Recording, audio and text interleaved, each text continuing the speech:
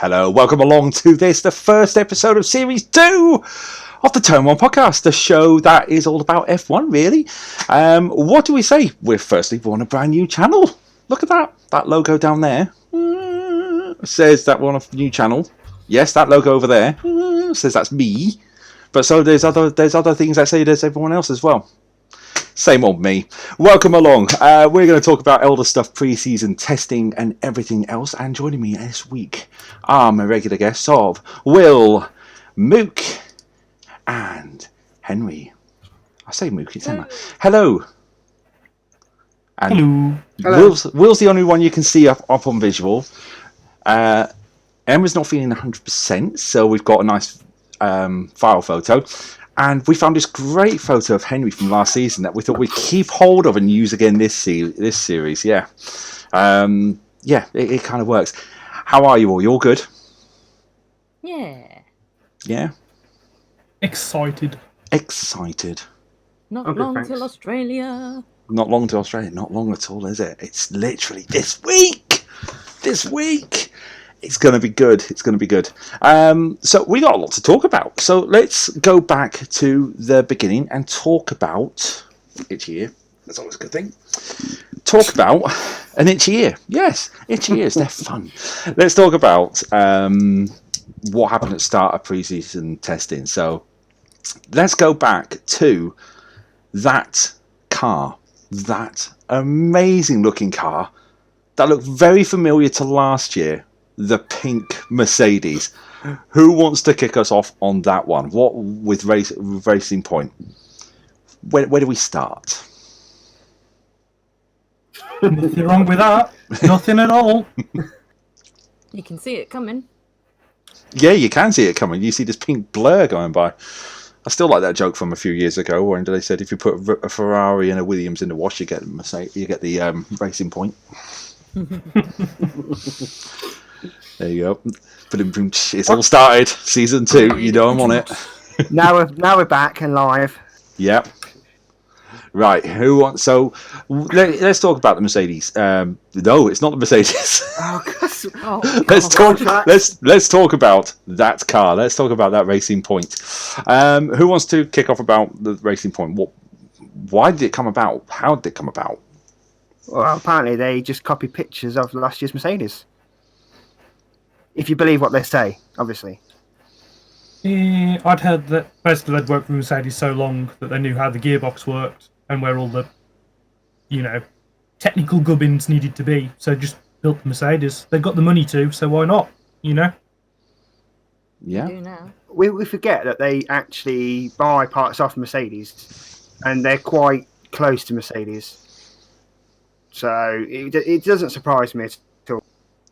Do we mean quite close as in they are literally about 60 miles away, or do we mean quite close as in they're pally, let's switch ideas easy, even if that is pally, because they were going to borrow their wind tunnel this year, so they're on good terms.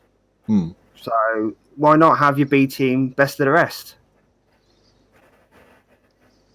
It does make you wonder if they've got a load of mechanics and engineers in the pipeline that they want to put in another team, kind of like a bit of a Red Bull sort of scenario. So having a training camp for more mechanics and engineers and use them in the supposed B team to better Mercedes in the future and get the right people in the A team. Is that what we're seeing Racing Point now is pretty much the B team? Is that what it's coming down to it being? They're no longer a standalone, because obviously they've got the deal with Aston Martin that kicks off next season. So Racing Point will be long gone for the 2-season wonder it was. Is it effectively Merc B? It's not as Merc B as AlphaTauri's, I guess, which was a complete B team to racing Red Bull. It's also not a B team as such as Haas is to Ferrari, I guess. It's an odd one, isn't it? But Haas aren't really classed as the B team of Ferrari. They're just They're just Yeah. buying as many parts as they can, but they get their chassis from the same company that makes the F2 and F3 chassis. You'd say that Alpha are more the B team for Ferrari, in essence, because they had staff members go from Ferrari to Alpha last year, didn't they? So, Well, Kimmy, yeah.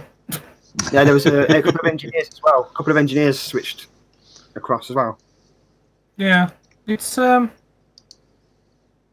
this argument of like if it's going to be a spec series, I guess, because it's getting to that point now where a lot of the teams are copying the other teams, but that's going to be the way Formula One's put together now. Looking at the regulations for 2021, because the regulation getting so tied down to one thing, a lot of the cars might well look the same. So why not copy a car that was good, especially if teams haven't got the money like other teams have? You don't need to even research it because you know it works. And at Racing Point, there's only 1 year until the new regulations. I think Stroll said basically, we've got nothing to lose. It's 1 year. We're in for next year anyway. Just copy it and see what happens. What's wrong with that, really? And you've also got to bear in mind, they almost went under last year.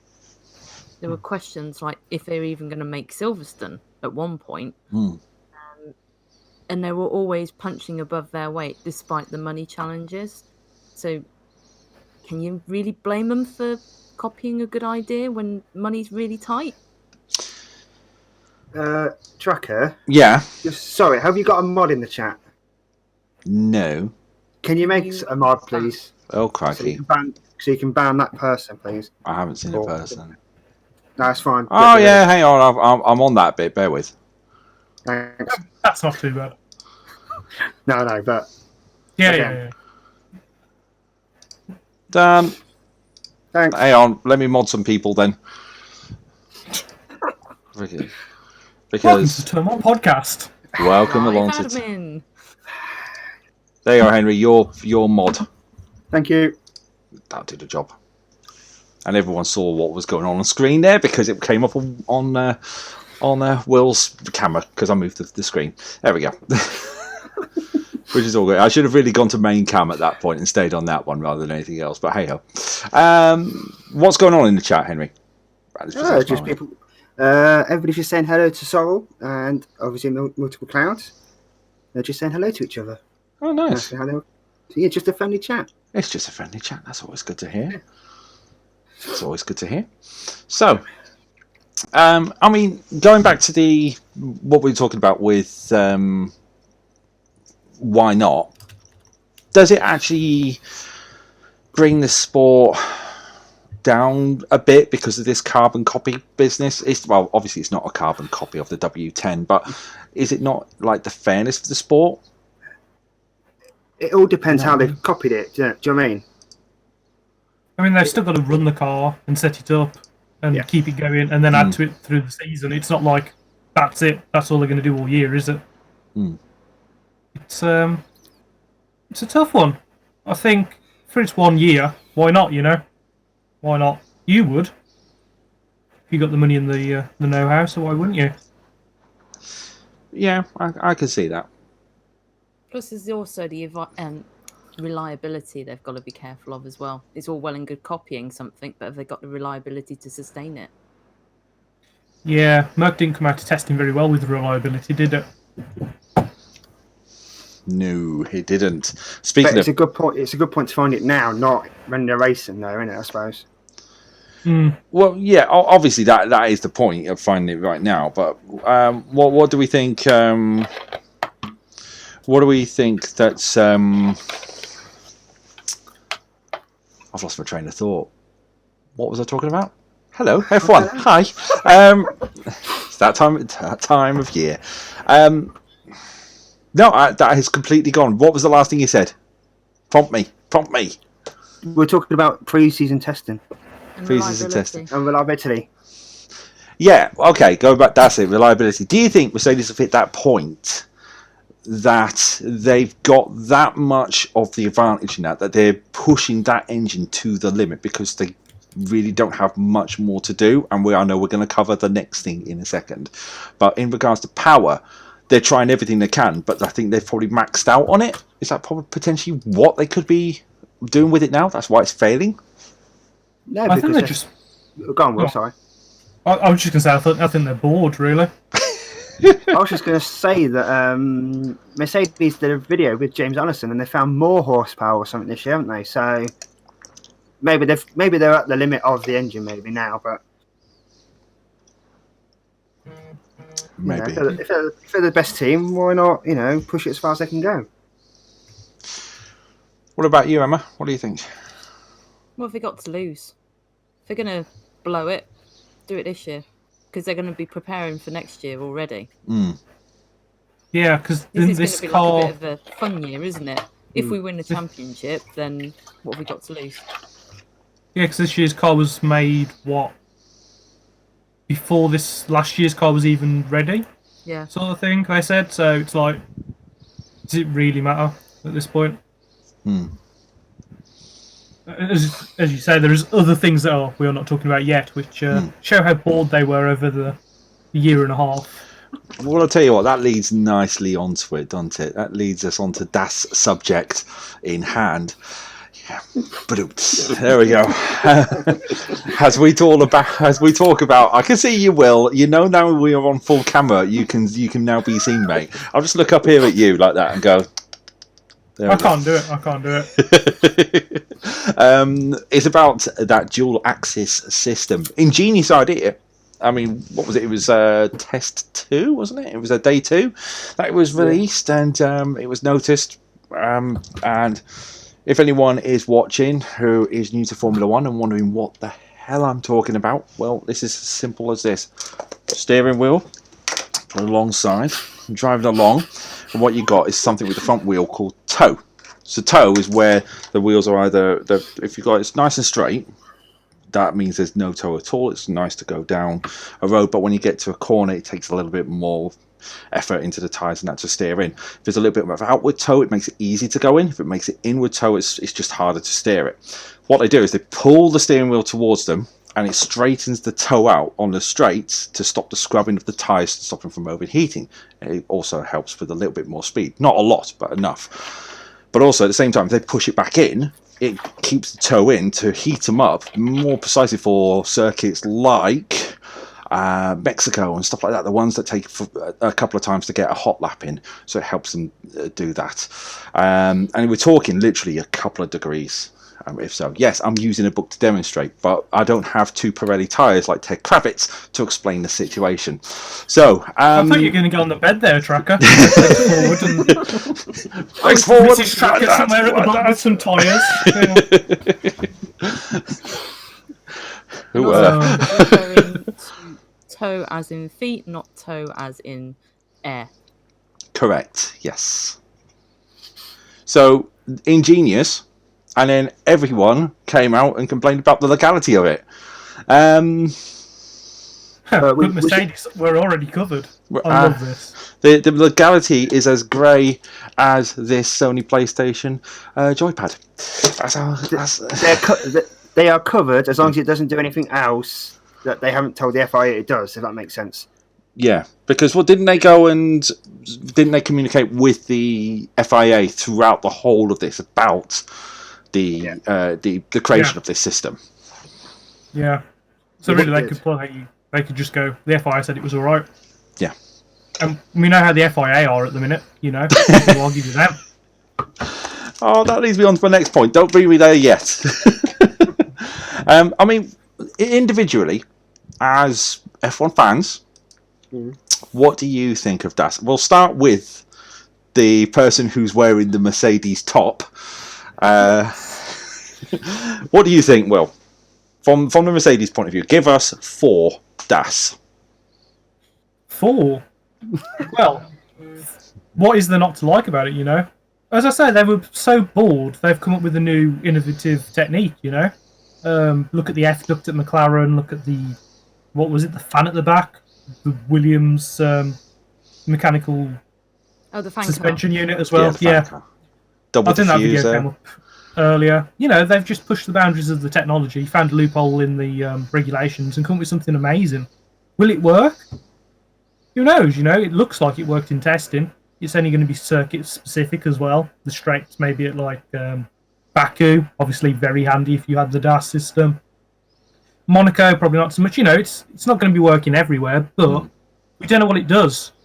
We can only theorise it's for tyre temperature and deg, maybe straight line speed, maybe cornering. It's going to be a circuit like Japan, Barcelona when they actually race. We'll find out maybe what it does a bit more. But does it detract from the sport? I don't think so. A lot of people say the F1 drivers have it too easy. It's all on buttons and stuff, and now they're having to do something else. I don't know about easy when you're travelling like 190, 200 miles down, say, like the Hangar Straight, and you've got to change 25 different settings to sort out a brake balance. I'd say it's just added to the complexity. Emma, what do you? Oh, sorry. Well, go on. You crash at 0 miles an hour, sat on a bed playing F1 2019. So, I've never terms and regulations. I've never crashed in Silverstone in real life, and I can prove that because I've got a video coming up later in the season ready for Silverstone that shows it. Yes, I've driven on the hallowed ground. It's Silverstone. Emma, what about you? Where do you sit with DAS?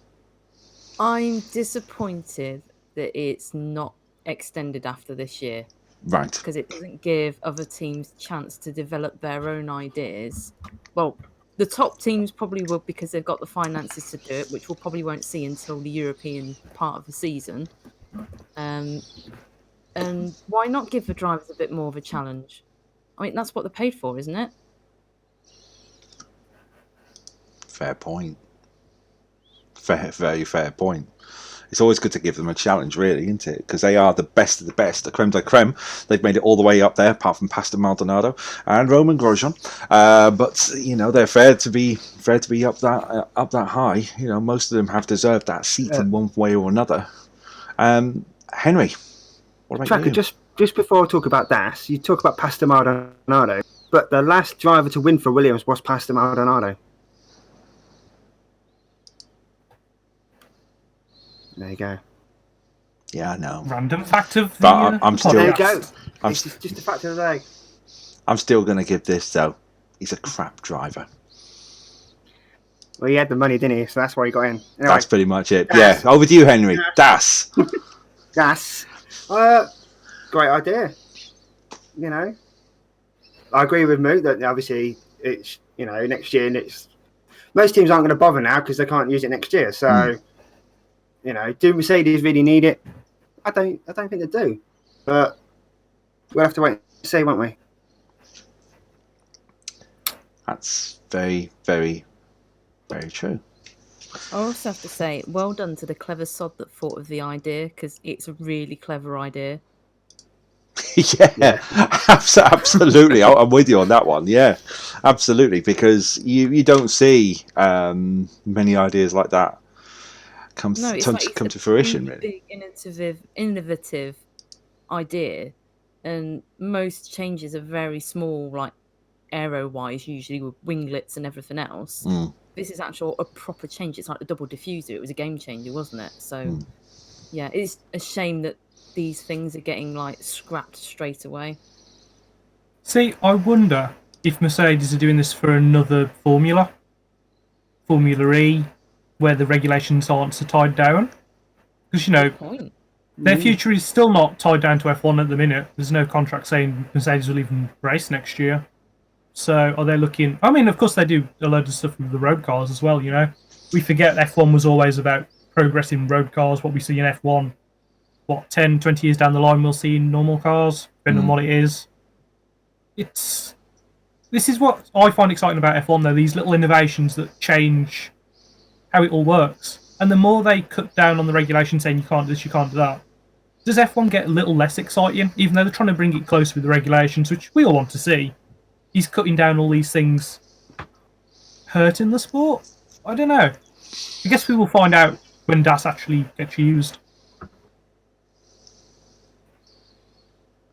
Yeah, I think this is a topic we're definitely going to talk about throughout the year, just to see where it goes.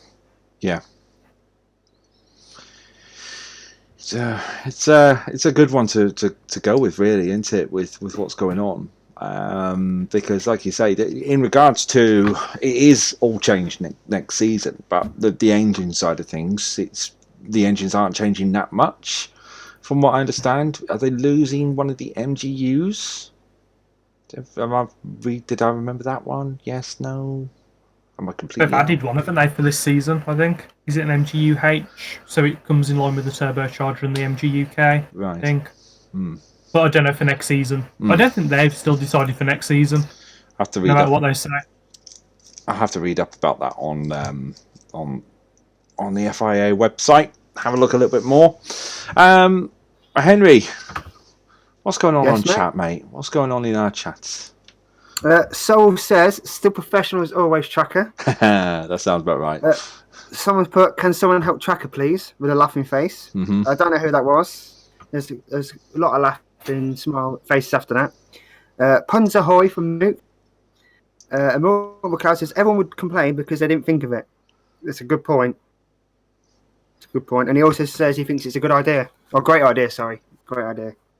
Henry, the person that says that, can someone help Tracker, please? Would that be you by any chance?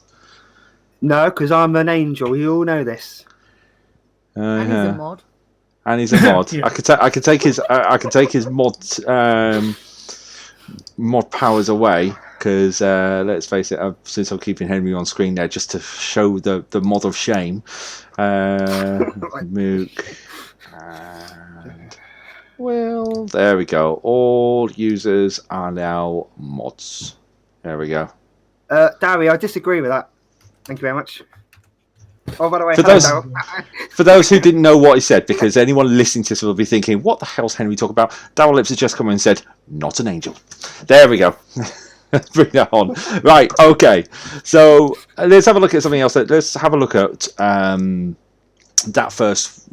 first couple of weeks of testing, actually. What stood out for you? Let's start with Emma. What stood out for you amongst testing that you thought, yeah.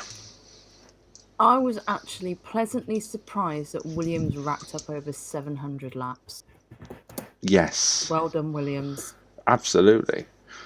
I know this is and the first team out. Yeah, that was a good story, wasn't it? George Russell was there in first Compared to gear, last ready to get it. Yeah. He was like, nobody's beating me out. But yeah, Williams did 731 laps ish. It was a lot. I'm looking at my own graph I did. 737. Yeah, please look at your graph. Yeah, mine doesn't include the install laps. 567 last year. 500. They only did the ninth See, amount of laps, but it was still solid stuff. Mrs. Tracker, Sorry, Mrs. Tracker said something when we were watching Drive to Survive, because we watched Drive to Survive Series 2. And there's an episode about Williams. I'm not going to spoiler it, but we were saying about, because it talks about pre-season testing. That's what definitely in there. But we were, Mrs. Tracker went, you know what? Williams were actually ahead of the game. I went, what the hell do you mean they're ahead of the game? They will arrive late.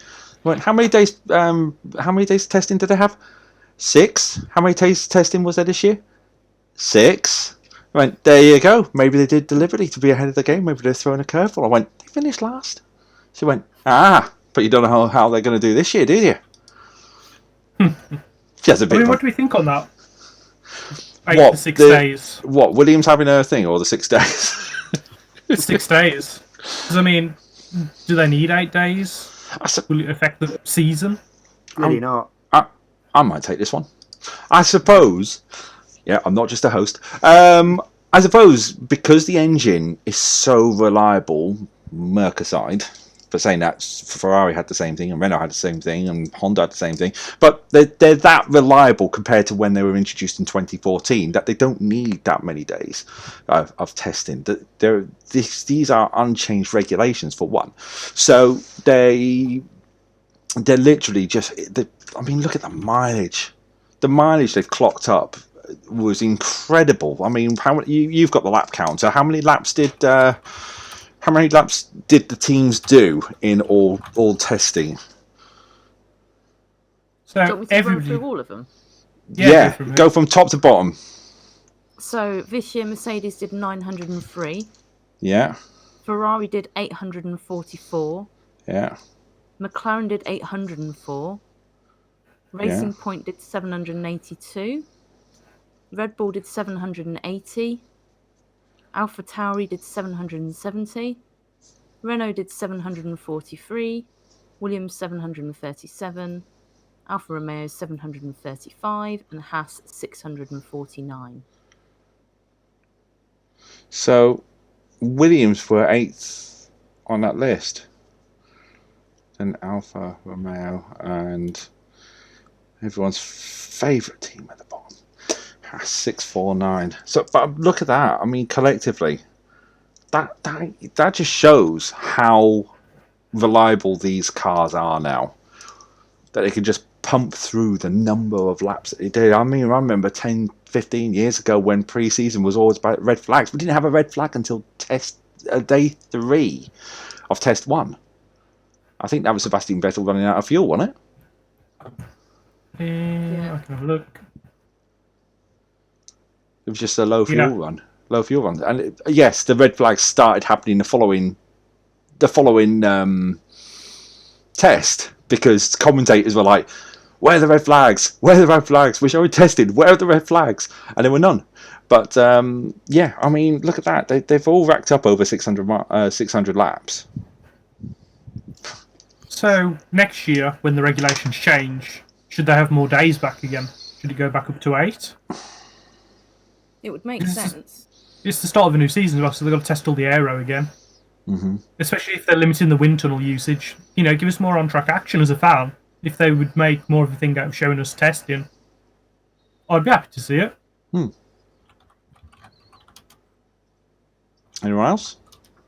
I agree. I think it'd be good if they did some more testing, even if it was like 2 different locations, obviously depending on costs. But they'd all like use that time for recording and all the merch stuff and all the like additional pieces of work that they do while they're at a circuit anyway. And lots of fans turn up to the testing, so why not? That's the thing, though. You could split where the testing was done. You could have 3 days in Barcelona or 4 days or whatever, and then 4 days somewhere else, because lots of people complain. Well, they did that a couple of years ago, because they did like pre-season testing, and then they did mid-year testing, because they usually did it at Silverstone. A couple of years ago, they did it straight after the Grand Prix, so literally you were there the whole weekend, well, pretty much a whole week, because you'd be there from like Wednesday, Thursday onwards. Yeah. And then they wouldn't finish testing until the following Wednesday, because it'll be Tuesday, Wednesday. Henry? I agree. I think give them 8 days if that's what they want. Yeah. If they can afford to do 8 days, give them 8 days. If they're split between 2 tracks, then go for it. And plus, also, if they can't afford 8 days, they don't have to stay 8 days, though, do they? No, exactly. They can just turn up 2 days later, just ship everything out a bit later. All the personnel can go out a bit later. Yeah, because surely the more testing we get, the better the racing will be, because they'll know more about the car as well, in theory. So, especially with new regs coming on like this, definitely. Okay, that's some good points there. So let's move on. We've talked about what you saw. Emma is the best. Will, I kind of have a feeling you're going to say something Merc related, but if there is something that isn't Merc related that actually you like the look of, let us know. What did you pick out from pre-season? I very much like AlphaTauri's livery. Sorry, I'm looking through my notes if you're wondering why I'm looking this way. Also enjoyed the 4th day of testing where they were given Zandvoort tyres to try out. Are you looking that way so I can look that way? That way. So I can look that way and just go, yes. Over to you, Will. Will, go on. Yeah, yes. Keep going. Oh, yes. Yes. But Zandvoort tyres were an interesting thing to try out because Pirelli are, again, not just in the interesting category for something we'll talk about later, but tyres are much the discussion from last year as well, aren't they? Tread depth and stuff. But the Zandvoort tyres obviously banking on a F1 track. That'll be new this year. And that'll be interesting to see how those tyres perform. Nobody really said anything about them. So unless they'll only come into their own at Zandvoort or they're not up to the job, yes, we'll see. Was there nothing that came out of it from the testing that Verstappen did in the the 2012 car, 2013 car? Not really. Nothing at all. They stuck to the track. Great. Thanks, Max. Excellent. You know, you can't take anything from that anyway. They were on the car. They fitted. Excellent. Thank you. Pirelli will so much enjoy that information. But, yeah, I thought that was interesting to give them the tyres during the testing for that. Yeah. And no teams really said anything, so I guess we'll find out. Max Verstappen, the new Kimi Raikkonen. How are the tyres? They stuck to the track. Okay. I think they do well for the track. Okay. Henry, anything from you that you picked up from pre-season? It was good to see Williams do well, as we've already stated. Mm-hmm. I think that's really about it, to be fair. I think a lot of teams this year focused on setups, didn't they, and race distances more than the fast laps, if that makes sense. Yeah. Which is fair enough, but yeah, I think that was about it, to be honest. I'm surprised you've not mentioned about Daniel Ricciardo's fastest lap around Barcelona, being as he's a Renault driver.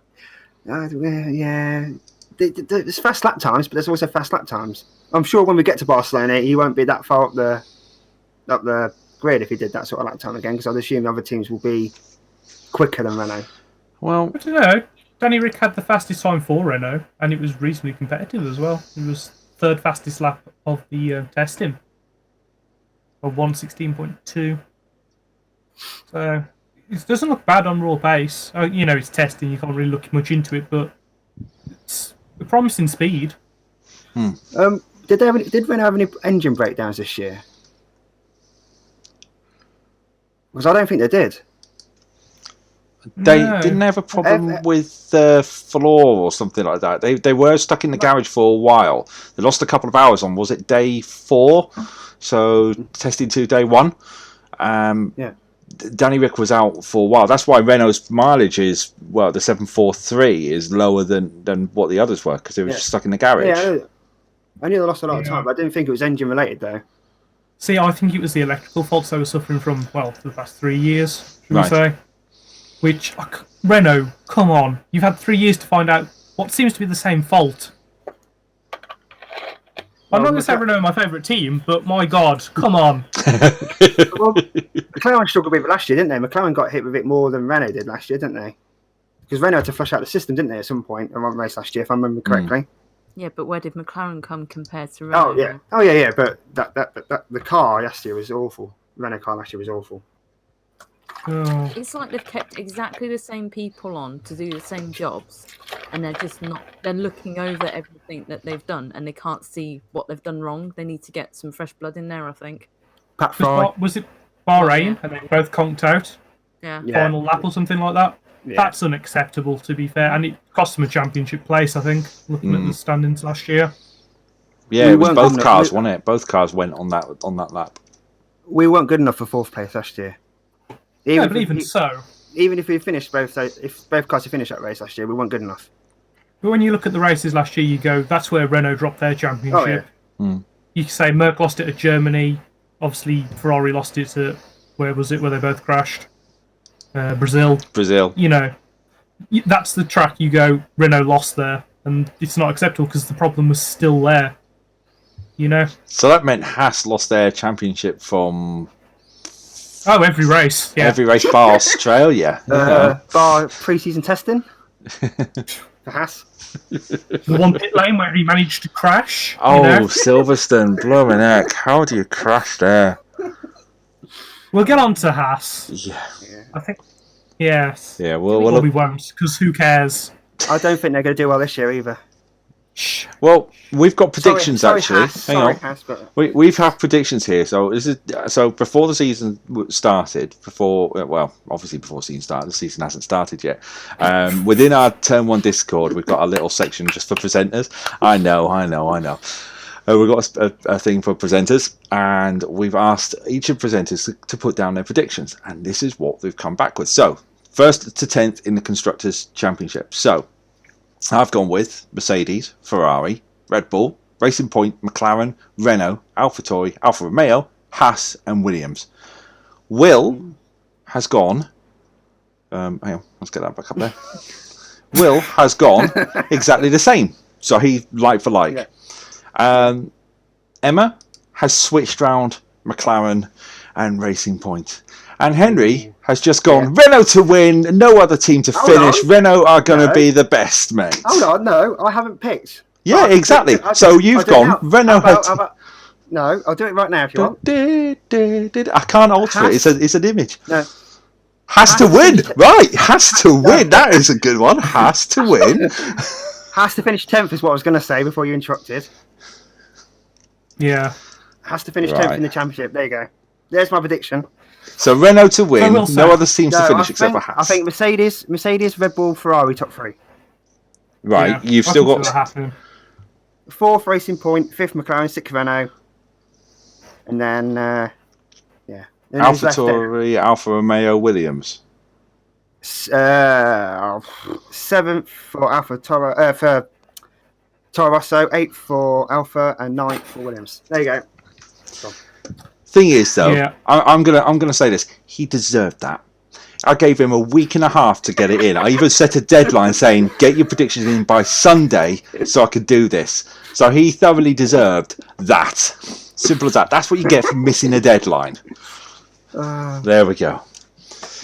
The midfield does look very interesting. Because like you say, you've got Racing Point and McLaren, who, could end up either way. You've got Williams and Haas that could end up either way. And the ones in between those, nobody knows, you know. Nobody knows. Use your card or whatever. It also depends on how far they develop the cars this year. Obviously, they've got to have next year's car built, and they by Abu Dhabi, I think it is. So it just depends how many teams actually turn up to the races. Because one of those teams is Italian. Hang on. There's 2 of them are Italian. 2. Yeah. AlphaTauri. They're based not too far away from Ferrari. Yeah, but they deliver in 3 to 5 days. You know, clothing brand. Oh dear. Right. By the way, the Milton McLeod has just done Mercedes Red Bull as his top 2. Mercedes Red Bull. Anything else in the chat, Henry? Whilst we're talking about chat. Gary Lips has actually said that Williams did 698 laps, which is more than all of last season. He's feeling optimistic. He says it's very nice to actually feel like we may be able to race this year. So there we go. You know what, Darryl Lips? Here, buddy. Williams are a great team. Yeah. They don't deserve to be languishing at the bottom of the table. They need to be coming back up. And if this is the road to recovery, I fully support it. I want to see Williams fighting midfield to top. I want to see them back. They thoroughly deserve to be there. They are former world champions. They deserve that position. Just last thing on pre-season testing, I believe that they found the most time, if you compare their laps or fastest laps from last year to this year, they found over a second. They found about 1.2 seconds, I saw on Twitter. So they've obviously done something right. They've done something right. I'm optimistic, I really am. I think they've got a good chance of beating Haas. And, AlphaTauri, Alfa Romeo, we're going to have to wait and find out because testing for them was very murky. They didn't really show much. Apart from Kubica, top timing session. As a reserve driver, A, why did Alpha put him out? And B, how the hell did he get a top time? What was everybody else doing? Lounging in the sun? Hang on. We could have obviously we could have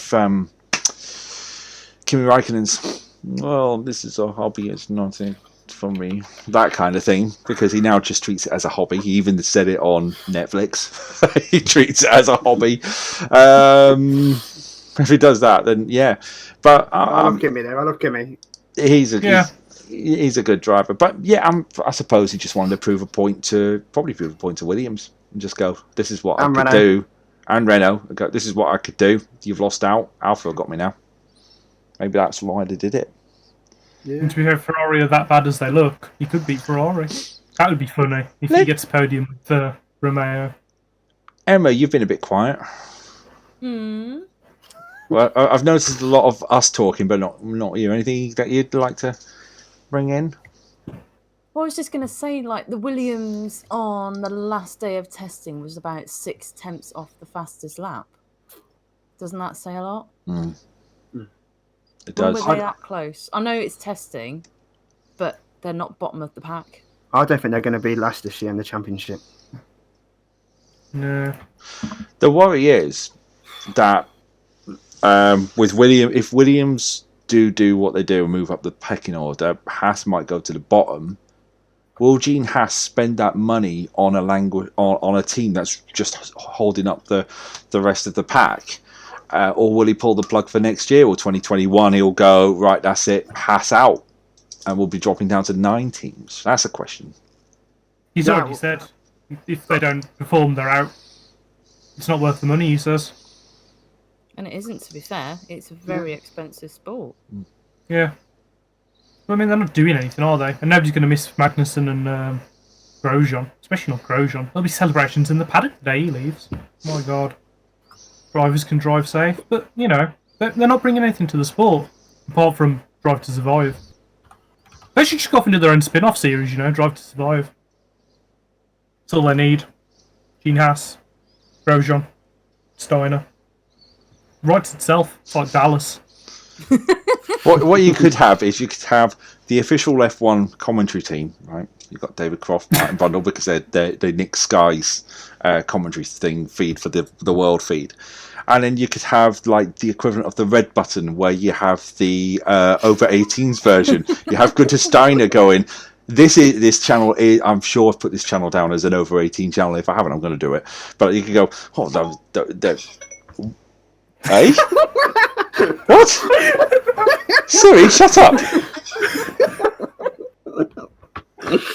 What? Hello, Siri. Siri, shut up. Oh, it has now. It has now. I haven't done it. What? It stopped me from swearing. There you go. But you could be. There's your new button for the season then. What? Yeah. When everybody swears, you could choose a button now and it would just be a Siri popping up. Well, the thing is that we got 2 Series. We've got the Siri on that phone and we got Siri on this phone, which is Australian Siri. If I go, hang on, you'll see what I mean. All right. 2 Siri phone tracker. I understand. Say that again. I'm not sure I understand. There we go. Australian Siri. You should do it in the car. It's funny. G'day, Siri. G'day. Yeah, so Haas need to do something radical this season in order to stay in F1. That's as simple as that. And as you say, Gene Haas will see it as, I agree with all of you. It's too expensive. It's too lucrative. It's a case of this is a make or break season for them. But with the regulation changes coming in, we'll be down to 9 teams. Do you think that there'd be something along the lines of what the Formula Limited Media will be looking to bring more teams in, doing it along the same customer model like Haas did? What do we think? I think they'll give it a year or two, let the regs settle down, and then they'll potentially look at bringing new teams in. I reckon it will depend on how Aston Martin do. Aston Martin do well. Other racing manufacturers, Lamborghini, Bugatti. I know the various teams own various sports car brands and all the rest of it, but like we've got a team named after a clothing brand now, right? Mm-hmm. Why wouldn't you have a Lamborghini car or a Bugatti or whatever as an extra promotional thing? If it's cheaper to do, the bigger teams will go, well, Ferrari owned that and Alfa, and so they've already got 2 teams. That's how that works, but, could work like that. Could you see like the return of Ford and Jaguar and stuff like that? Well, Jaguar Land Rover, they're probably not the best people to go for because they can't afford even to run Jaguar Land Rover. But could you see like Ford or General Motors or any of those ones coming into the sport? Ford definitely coming back as a Cosworth team. But could you see any of the other car manufacturers coming back along that line, even looking at producing their own engine? Personally, I think no. Mainly, one, because the cost is so extortionate. What do they get back from it? Formula One's trying to crack America. The only way they're going to do that is to get a big manufacturer really into the sport. But if the cost is so ridiculously high as it's reported to be, because we never know exactly how much it does cost a team, they're not going to do it without a huge incentive, or this is what you're going to get back for all this publicity. And if Yeah. we don't have another circuit in America, because even though Texas is an absolutely stonking circuit, it's too far away from where all the money is in America, isn't it? Hence why they're looking elsewhere. So unless they can get somewhere where there's a lot of rich people nearby that like to spend their money on fast things and expensive things, I don't think there's going to be an American or any other manufacturer that will be interested in Formula One without a proper sweetener. I mean, there's. Go on. Sorry, go on, Will. I was just going to say, I think all of us would agree we'd love to see a Ford Mustang F1 car. Oh god, yeah. You know, none of us are like, we don't want the Americans here. It's encouraging them in. Yeah. And Haas hasn't been a great model for that, has it? No. No. And they've copied off one of the better teams. So, you know. I think my only highlight of Haas was the Australian Grand Prix when they actually did well for one race. I was going to say which one, the one where the wheels came off or the one where they actually did well. Either of which could be a highlight in its own term. But yeah, I agree. They've not done much. So, speaking of the American Grand Prix, there's been another setback with the Miami Grand Prix, hasn't there? From your eye roll was live on camera there, man. Live on stream. It's like, God damn it. Another one of those. Yeah. I have to go through the politicians again. I believe it was resident. Just stick it in Vegas and be done with it. Come on. Everybody wants it in Vegas. Nobody would care if it was shut off. It's 2 strokes, you know. New York. The Americans can only do drag racing. That's New all you York. need. I think it'd be a great race in New York if you did Manhattan. That'd be awesome. If you say it again, we've got to pay the copyright on the song, so be careful. It's so nice that I'm not going to name it again. Right, let's move on. So, let's talk about the very end of testing. 10 minutes to go. Day 6. Teams are starting to wrap up. And then the FIA decide to drop the bombshell announcement about Ferrari's engine, about the fact that they reached a settlement with Ferrari and they weren't going to disclose it. Now, obviously, at that time, FIA weren't about in Spain to justify it. Ferrari had finished doing all of their press conferences back at 2 o'clock that day. I mean, is there any wonder why the other 7 teams that weren't Ferrari powered were livid? Where do we go with that? That was obviously we had the response back from the FIA, which I'll get up. But I mean, where do we stand with that? That is just diabolical, isn't it? Did they say in their statement they couldn't find anything wrong with the Ferrari engine, but they think they were cheating? Was it words to those effect, or am I reading the wrong thing? That's how I read it. Yeah. Which basically they're saying we can't find anything wrong with the engine, but they haven't told us what they did with the engine, and then just to throw the powder keg onto the other 7 teams is we think they're cheating anyway. Yeah. There was basically You know what I mean? nothing conclusive to be able to do anything with them. Yeah. Or is there? You know, Ferrari hold a lot of power here, and it's like, should we just cover it? Should we just, it is me. We are Ferrari. Here's some money. You not tell anybody. No. We make our own car. It's fine. No rules for us. We have all the money. There you go. You know, because that's what Ferrari are like. Yeah. First You know what podcast it's back. like, though. First podcast back, and we're full of the accents today. It's not the best one, is it? Bella. See. There we go. But the FIA said in the statement on that happened was it was not fully satisfied with Ferrari's instances, effectively, that the car was legal at all times. So there has to be. So the fact that they slapped a fine on them, a settlement, pretty much, means there was wrongdoing going on. But they probably couldn't afford to go to court because Ferrari would then go to CAS and it'd probably get overturned. Is what I read out of that. that they couldn't, FIA, for whatever reason, couldn't definitively say Ferrari cheated. But my issue is with the FIA because they should have been more clearer in that statement. They should have been more clearer. They should have said, we had a Ferrari engine, we had it for 4 days, we did 6 different race conditions or whatever. We couldn't find anything wrong. However, we think that they've done X, Y, Z. So we've settled with them under Rule 4.2, and they've paid us €3 million or whatever else. And we've reminded them of X, Y, Z technicals. And we would all go, okay, fair enough. But it was so murky, I could understand why the 7 teams did what they did. That's the problem, isn't it? Yeah. It's just so behind doors, and like teams are going to want to know. Like if DAS didn't work or was illegal, everybody would be like, well, which part of it is illegal so we can copy the rest of it and make it legal? Yeah. That is the whole point, you know? Yeah, I think we mentioned on the podcast last year, we saw the burning of the oil on the back of the engine. Could have been that. Leclerc was overfueled, wasn't he? For the one race as well, which was proved because he got a penalty for it. We knew something was going on. We know they've cheated. So tell us. Like you say, if we knew what had happened or what we presume had happened and they'd been fined, we'd have been like, okay, fair enough. Sorted, done. It'd have just been, something else. But no.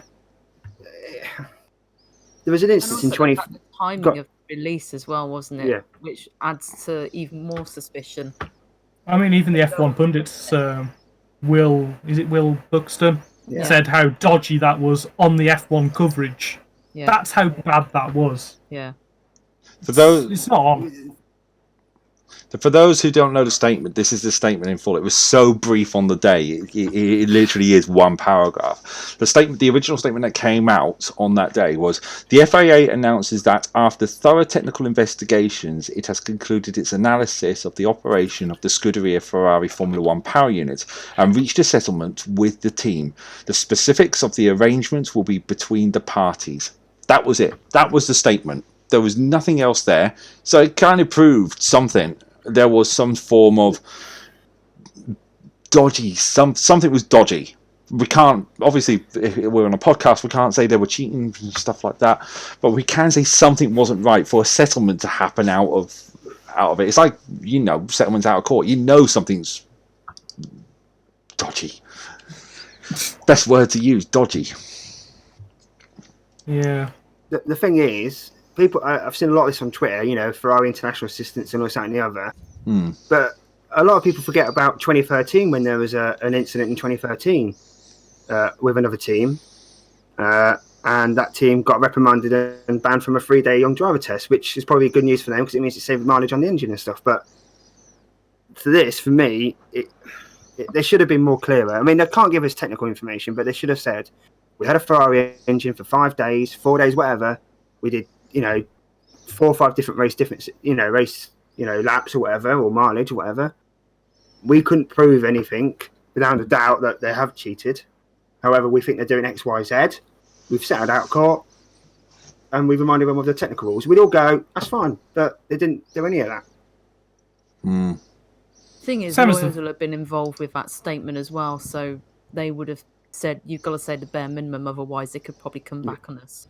And you don't know what the terms of the settlement were. No. So it might have been completely, you can't say anything because this is why you're paying us this amount.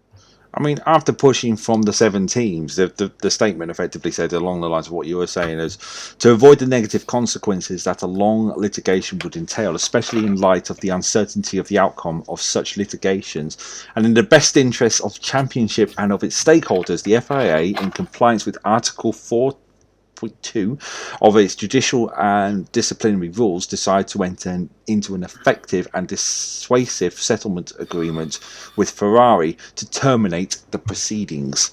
Now, this is where the rumble goes on, because now there's calls from teams saying, should Ferrari have been disqualified for breaching the rules of the technical regulations? Think back to stuff like Ferrari Gate. With McLaren being, Lewis Hamilton kept and Fernando Alonso kept their driver's point, but the constructors were chucked out and they were charged what was it, £100 million or $100 million, one of the two. Because Ferrari had the all power, have they got on way with stuff? Should they have been chucked out of the? Well, there we go. Go on, the way Bob. that was worded, though, was basically Ferrari would have been disqualified, which would make the championship look terrible, which means the stocks and shares in Formula One as an entity would go down, which wouldn't please anybody, and the sport would go down, is basically what they've said there. But the fine is so small to Ferrari for that. They should have all the prize money took off them at least, and then distributed to the other teams. The whole point of F1 at the minute is the problem is money. And we've said this on other things, like Williams miss a tyre or something, they get charged a couple of thousand or, 20,000, and then Seb breaks the weighbridge, it's like a slap on the wrist and 200,000 to them. But in comparison, the 20,000 meant a lot more to Williams than it did to Ferrari. Because Ferrari get the most money anyway, don't they, with their heritage bonus or whatever. Again, as a sign of goodwill, take that off them. Go and give it to Williams, go and give it to AlphaTauri, go and give it to the other teams. Let them keep the championship place, but take the money off them. We'd have been happy, or I'd have been happy with that. Emma? They need punishing properly. Emma? Yeah, I agree with Will. Distribute the money among the teams in their order of championship winning. Might split that money between where they come, so bottom would get the least amount, but they would still get an amount and then work it over that way. So then that way they all benefit, but it's all like a fairer distribution in terms of their performance, because that's what they've missed out on, that performance, because Ferrari have clearly had better performance, but they shouldn't have had it. Yeah, agreed. Henry? I think they should have taken, like people have mentioned earlier on, just take their fee, is it the bonus fee or whatever they get for being in the sport for so many years? Should have taken that off them and given it to the other teams. The teams that finish below them in the championship, just say, we'll give it to the other, 6 or 7 teams or whatever. That's what I would have done anyway. If you can't prove it, just take that off them and give it to the other teams and just say that. Yeah. Because they don't deserve that bonus, in my opinion, anyway. No. I know they bring a lot to the sport and all the rest of it, but it's an insane amount of money they get for doing absolutely nothing but turning up. Being the oldest team on the grid. It is a lot of money that they have. But before you, like I said, in 2013, Mercedes did a secret tyre test, didn't they? I don't know if anybody remembers, and they got reprimanded for that. When people might go, they should have got more than that. Well, the FIA then thought that reprimand was fine, so we've got to deal with that. But now, the statement it's just too murky for me. Yeah. Because I think, just before we move on, sorry. I was going to say, I just jumped off of your camera to jump back on your camera, man. Give me a chance. I'm blooming producer, editor. I'm on the board tonight. Give me a chance to get the right camera, man.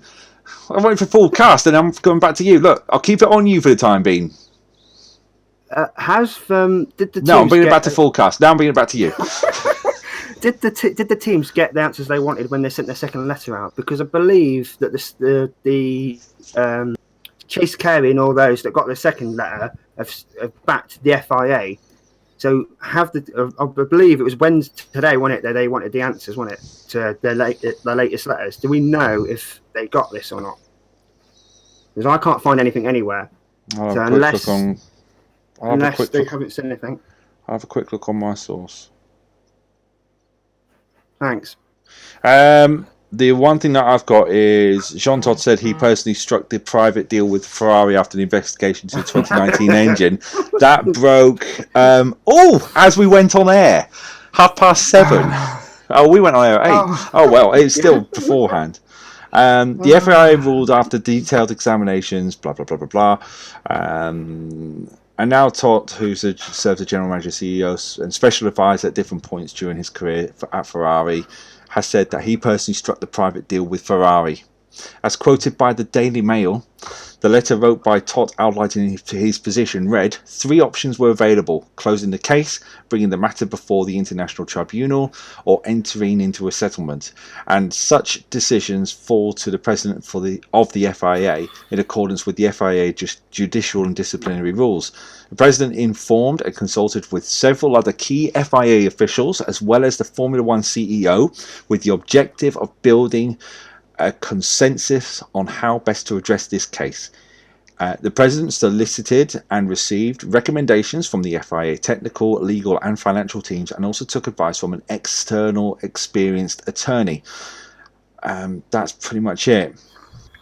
Chase Carey, in his own 5-paragraph letter, says he and Liberty Media had no part in the investigation. Its findings, all a settlement, according to Daily Mail reporters.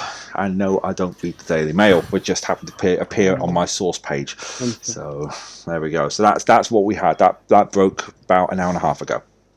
The multiple cloud just put not enough proof on either side, unfortunately. Yeah. And then put breaking news. So I don't know. At times like this, there's one person who'd have talked some sense and probably would have made a better decision, and he's no longer with us, which is the problem. Charlie Whiting would have been all over this. Yeah. Not only was he technically minded, but he'd got that charm and talked to the teams and would have diffused the situation. Yeah. And a year on, you can really tell we've lost him, you know?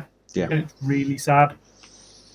He was the common sense, he'd done it all, he'd been there, he knew everybody in the teams. And he knew the rules. It's what we need, isn't it, really? And the decision since he's not been here has been horrendous all round, inconsistent, poor, whatever you want to say. Yeah. And I'm not saying he can be replaced, but hopefully somebody like that needs to come forward and start taking control. But it needs to be somebody within the community that everybody trusts, you know? Not like a Ross, well, sort of like a Ross Brawn, somebody that's been there a long time, has got the knowledge, but obviously not as partisan as that. You need somebody who's been, you know, everywhere. It's a hard one to call, but I think that's why these decisions are being so hit and miss brought up. And yeah, it's just that mediator isn't there anymore. You know, he did a lot more than just his job. Yeah, he did. So finding someone like that's going to take time, isn't it? Because his death was very untimely, and it was. I don't think there was any plan in the short term of anyone stepping up. I think they were still working on that. And if you think about it, there's an awful lot of clever people in F1 that are probably considering stepping back but still want to be involved. So maybe there are conversations going on within teams if there's anyone that would be suited for that role, or maybe 2 or 3 people that could take that on. So they've got a broader spectrum of knowledge. Because you can't really find many people like Charlie that had such breadth of knowledge and could bring up anything so quickly and find a solution so efficiently. For sure. Well, I definitely think that's the sort of person would have helped with this sort of situation for sure. You know. Yeah. He would have been between the teams and, you know, the FIA. He would have been the guy in the middle, and like you say, would have diffused the whole situation with the other 7 teams. Yeah, it would have been a year ago tomorrow that he passed away. Yeah. Yeah. Yeah, it's just murky, isn't it, and horrible, and it's a cloud that will stay over F1 now until it's resolved. Yeah. And it could take a long time. It's true. There we go. That's F1. Yeah. It is. Well, we've got 25 minutes left until the end of our podcast. Henry, what has been going on within the chat, mate? Well, since I brought up my multiple clouds 2 messages, he's just put "Rest in peace, Charlie" with a crying face. So, before you do that, I have got Nick9306. Thank you very much for the follow on our Turn 1 podcast Twitch channel, mate. For those of you who are listening to this and not watching, we are on twitch.tv/Turn 1 podcast, and we go live the Wednesday after the race to do roundups. what was that username again?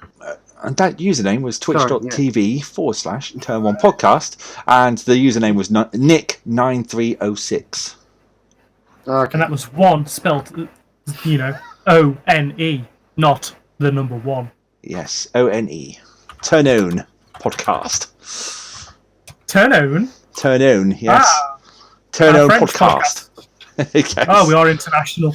Yes, and I'm still realise I'm on Henry's camera. There we go. Let's bring back to my camera, shall we? So, Henry, you really didn't read what else has got. What's Flash doing opening up? Flash has just opened up on my Mac. What's that about? Sorry. Well done, well Save done, the mate. universe. An update. Flash Player is available. If you select to install, this update will be installed in the system automatically within 45 days. Right, in that case, you can wait. There we go. Anyway, back to F1. Back to F1. And not Tracker's technical problems. Hey, it hasn't knocked out the stream. That's the main thing. Everyone can still hear me. Everyone can still see me. Don't play the hello gags because I can see you. There you go. But let's talk about the build-up to the Australian Grand Prix. Well, to the season, actually. The first thing we need to talk about is what's going on in the world with COVID-19. It's spreading, obviously, and it's not very good, obviously, but the way that it's affecting, obviously, we've lost the Chinese Grand Prix. That's pretty much the teams won't find somewhere to slot it in, so that's it. We're down to 21 races this year then, if that's completely gone. I know it's postponed, but I don't think they'll bring that back. Do you guys? Do you think Chinese Grand Prix will come into play later on in the season, or do you think it's too logistical nightmare to bring it back in later on? Ain't happening, is it? I don't think it's happening. No. I think when they've got just to keep them happy. Yeah. I think when they've got gaps in the calendar, they're nowhere near it. So I can't see it happening, to be honest. Yeah, because they want the 6-week summer break, don't they? Well, unless they have it after Australia, there isn't another 6 weeks to have it anywhere. So it's not going to work, which is a shame. But, you know, there are many things this virus is going to affect, not just the races. Mm-hmm. And we know Bahrain's still going ahead though.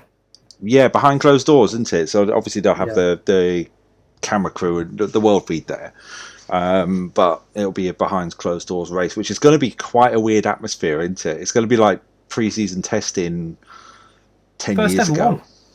First ever one. I saw. Yeah, first F1 race behind closed doors.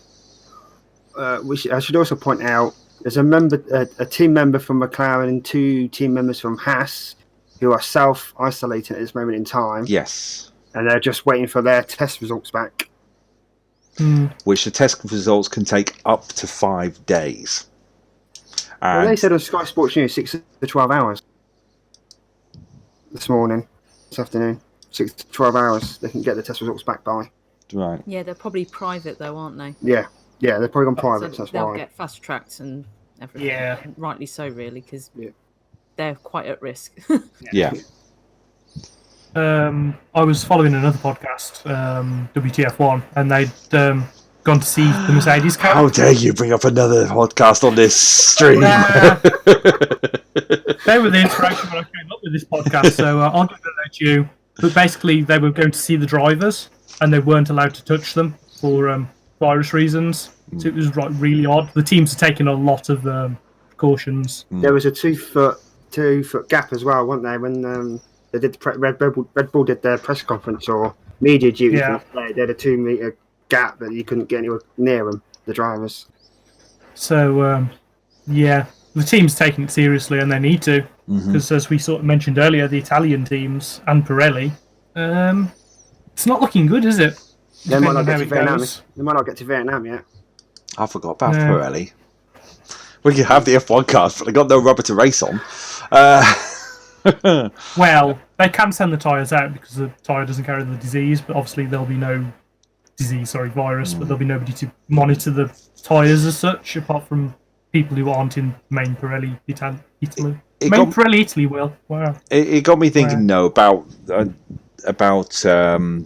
the virus itself and how Italy's in lockdown, day 2 of the lockdown for the whole country, 62 million people affected. And hopefully it will stop it. You know, the warm weather coming in, it should just do that. From my sources that are telling me about this as well. Trouble is, though, there's been a lot of reported deaths over the last 24 hours.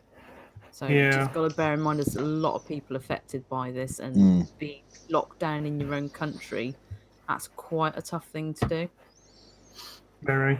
Yeah. And also, you got to think about all the produce and products and everything else that Italy exports out, not just tyres. That's going to affect that economy hugely this year, if not for future years.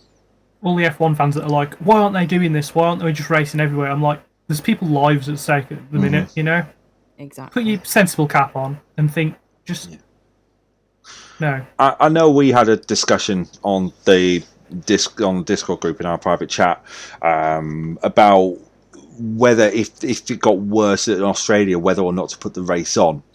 And yeah, people's lives are at stake. But at the same time, though, we were talking about cost, weren't we, Will?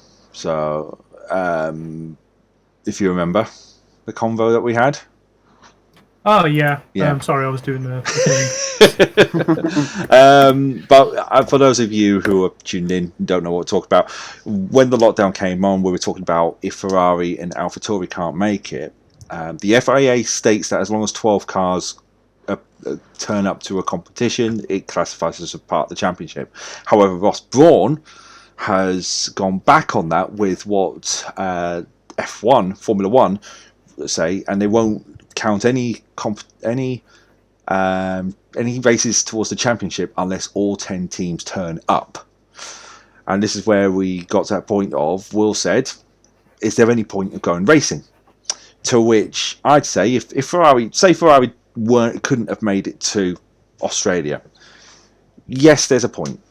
This is my point. This is where this is open discussion time after this, because this is where I'm going to look like a huge amused douche. But I'm going to say this: the city of Albert Park has already been barriered up at a cost. They've already got the grandstands in at a cost. They've already got the cars there. They've already got the teams there. They've already got all the infrastructure there.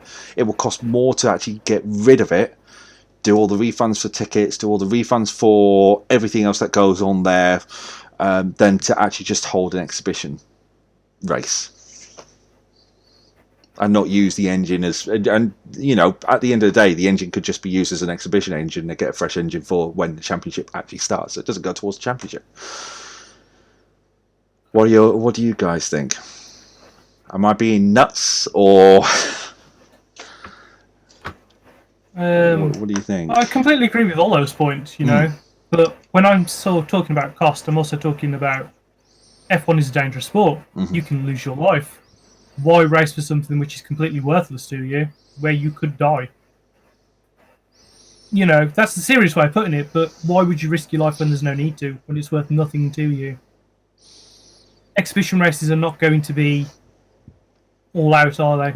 And there is still cost. You got your fuel, all the wages of everybody that's there, tyres, all the rest of it, broken parts, you know, the list goes on.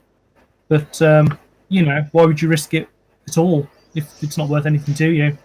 The FIA are already on dodgy ground with 7 teams. You know, why are they going to do them a favour at the end of the day? It's not to the teams to fulfil the contract, is it? Emma? Henry? Especially when the race... Oh, sorry, Will. No, I'm good. Emma? Henry? I agree with Will, to be quite honest. I've got nothing really to add to it. I think you just covered all the points off.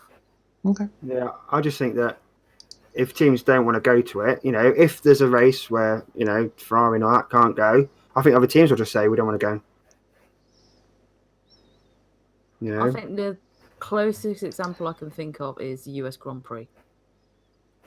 When there's that tyre situation, that's when the teams were unanimous and said, like, we're not doing it, so we had 6 cars on the grid.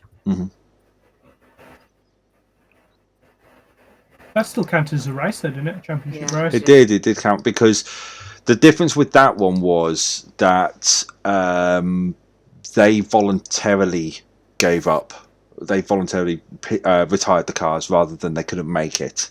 So if the cars, I think that's what Ross Brawn's on about, if the teams can't make it, it won't count towards the race. Whereas because the teams were in the race, they did free practice, they did qualifying, but then if they couldn't get a rectification with the chicane to put on that final bank to stop the tyres from blowing, they decided to retire all the Michelin cars for safety grounds. That's why you only had the 2 Jordans, the 2 Ferraris, and the 2 Minardis. Was it Minardis? Yeah, I think so. In the race. Yeah, because they were all on Bridgestone, weren't they? Yeah. So it's going to be one of those years, isn't it? You know, we're either going to get a season, or it feels like we're not going to get a season. It's going to be a weird one to watch, really, isn't it? Because, of course, if all the teams are out there in theory, none of the Italian teams can go back to Italy. So they can't take the engine back to get it looked at, presuming that obviously Ferrari's engine, the debrief they do after every race is in Italy. They can't send it back, can they? No. Really, Although ideally. I'm sure there's like a really big piece of work where there's like special circumstances for people to leave the country, and being as Ferrari is like the backbone of Italy, I'm sure there might be some like really serious bits of work going on to see if they can come back into the country and leave, but there'll be a lot of logistics in that involved with sanitation, etc. So It's I think people, it's isn't going to be it? an evolving story over the next couple of weeks, I reckon. Well, You're gonna Vietnam. have to Go on, Will.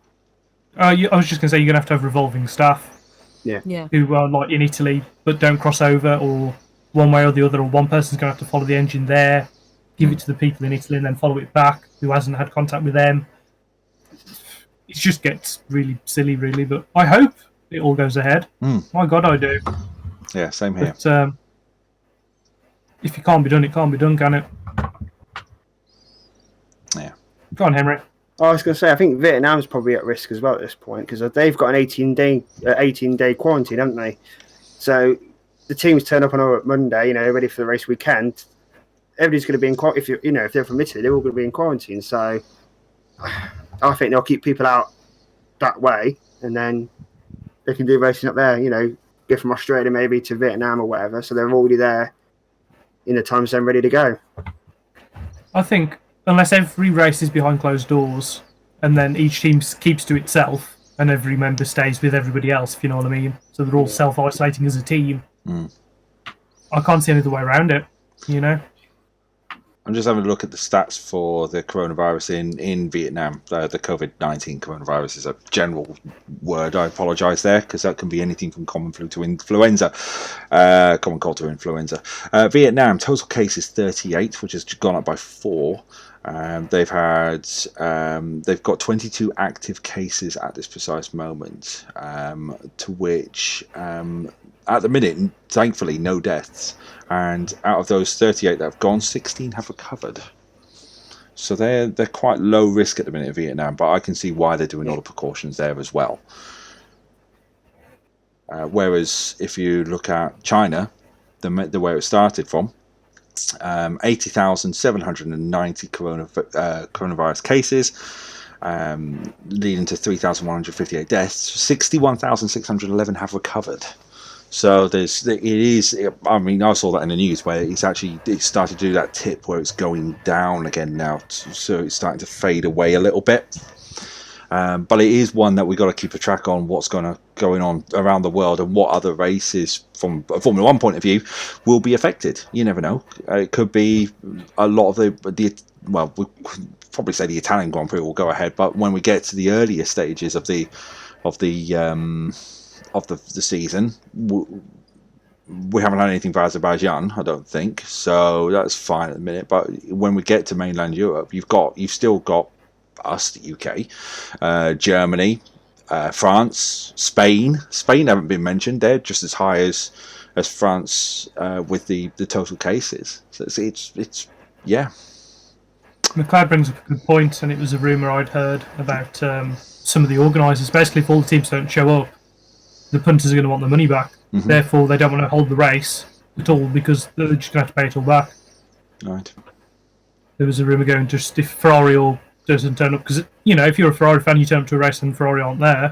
It's not like football where there's like 11 other people you can go and watch, really, that you support, because it's a team. Yeah. If you don't support anybody else, you're not going to go. And why would you hold the race, That's true. So, but fingers crossed, everything's going to go ahead. We know Australia is planning to go ahead at this precise moment. I can't see any other news to talk about that. But that will be coming up next, isn't it? We've got that next race, so it all kicks off on Friday the 13th. Friday the 13th is when it all kicks off. We've got, free practice going into qualifying on Saturday the 14th, and then the main race on Sunday 15th. I can't give you local times because I haven't got the times up on my screen. But before we wrap up the podcast, final thoughts. New thing we're going to do this year, and I've just sprung it on my guests as well because I've just come up with it. We'll start with, because I'm going top to bottom on the cameras. 1, 2, 3. We'll start with up here. Will, I'll look that way. What's your final thought, mate? If we get a season, it could be one of the best ones of the turbo hybrid era. If we don't get one, and the 2021 regulations aren't set, I'd just do this season, next season, and then move 2021 a long one, personally. Cool. If it's going to end up so badly. Cool. Emma? 2 thoughts to leave you with. First, will Bottas actually get his championship this year? I think this is the only year he's going to get a decent shot at it. And second, are Honda going to be the thing that gets Red Bull to the top? Ooh. Some good thoughts there. I like that. Henry? I just want some good racing. That's all I want. It's just some good racing. You know, the midfield looks close. I think Red Bull can beat Ferrari over the season. I just want some good racing. Cool. I've got the times if you want them for UK time tracker. Please, if I'll put your camera on with your picture, you go for it. So FP1 starts at 1 o'clock in the morning until 2:30. FP2 starts at 5 o'clock in the morning. FP3 on Saturday starts at 3 o'clock. Qualifying starts at 6 o'clock. And then the race starts on Sunday at 5:10. I also have 2 other bits of news. Go on. You can watch the race highlights in full on Sky 1 from 8 a.m. Sunday morning. And the F1 TV thing that was brought out last year, you can have that on trial for 7 days for free, and it's $230 or $29 a month. And I think you get the full race highlights 1 or 2 days after the race. But you get all the live timings and stuff, but you get full highlights, not too long down the line. Those of you that don't subscribe to Sky Sports F1. Cool. Well, Might be a good thing to put in the Discord and encourage people to join the Discord group. Yeah. I'm smiling because I know how much work I've got to do behind the scenes for race 1, and that's next week. Will, Emma, Henry, thank you very much for joining me today. Thank you.